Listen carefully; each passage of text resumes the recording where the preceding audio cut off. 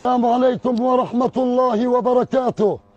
أحبابي الكرام، نحن نعيش في مجاعة في فلسطين، والله الذي لا إله إلا هو.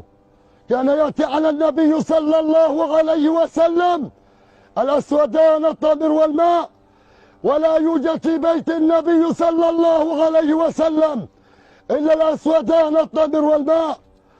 من نحن الذين لا نتشبه بالنبي صلى الله عليه وسلم ونربط على بطوننا الحجارة حتى نتقوى على طاعة الله تبارك وتعالى ونصبر من قلة الجوع، ولكن الله سبحانه وتعالى يصبرنا ويقينا الله عز وجل، لأن الله يقول: ومن يتوكل على الله فهو حسبه، أي كافيه. من أنتم الذين تنظرون إلى إخوانكم في فلسطين وبالأخص في شمال قطاع غزة؟ نحن نموت كل يوم جوعا. ألا تعلمون أن الأكل هو الوسيلة الأولى بها كي نأكل، كي نتقوى على طاعة الله تبارك وتعالى.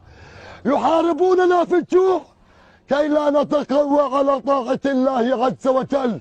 إذا أكلنا نتقوى على طاعة الله، وإذا لم نأكل